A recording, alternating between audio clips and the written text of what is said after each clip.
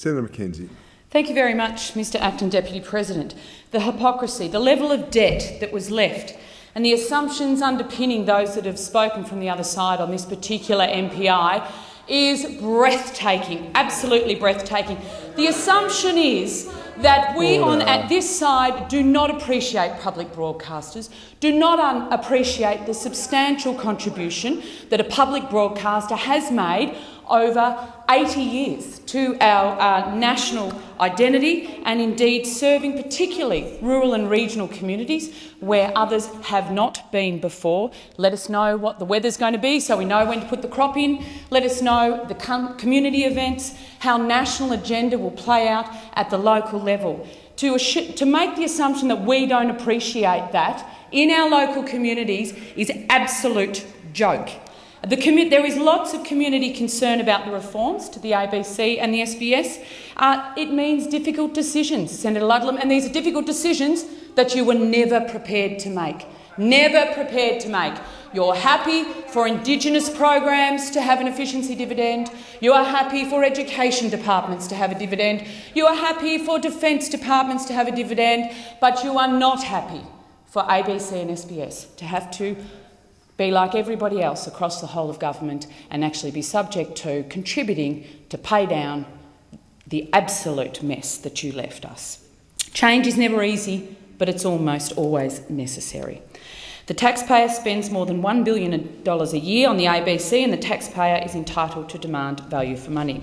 However, people are less concerned about the dollar amount given to the ABC and far more interested in the level of service that it provides to them and their local community. The Government and Communications Minister Malcolm Turnbull have repeatedly stated they remain committed to maintaining the health and vibrancy of the ABC and SBS. But it must be financially sustainable. It must be financially sustainable. These are choices.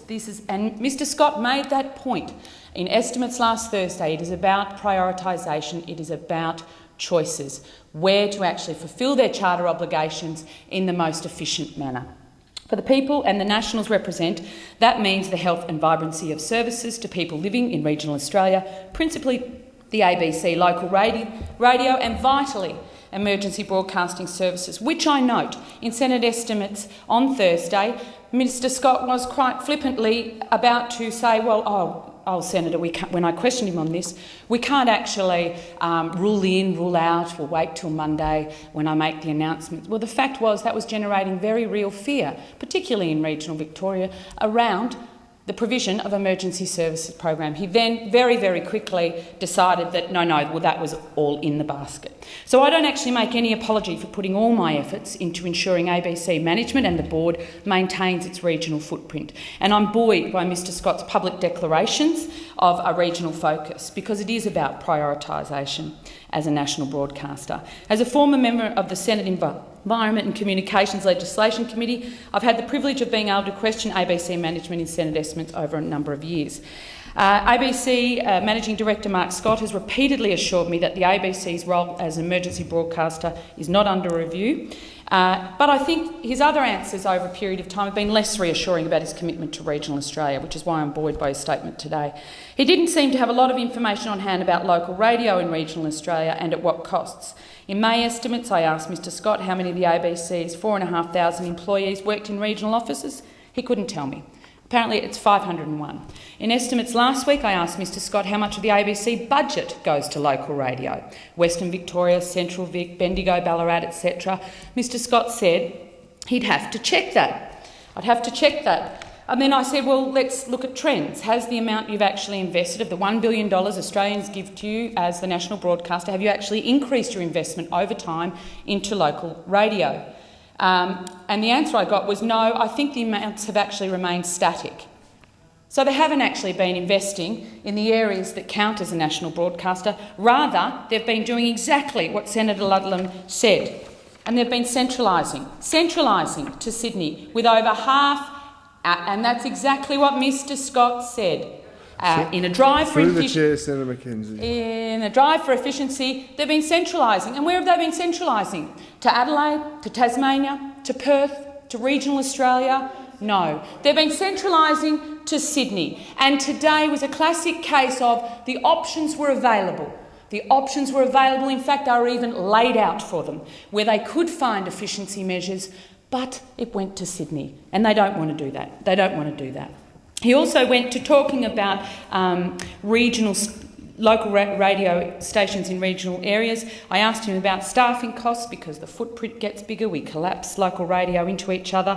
Why we actually needed to do that. He couldn't tell me why, because the ABC doesn't actually keep central records of staffing areas. So it's a little hard to actually look at your business, make serious decisions about efficiencies in the business if you don't actually record the details of how you're doing business. So I think there's a way to go on that.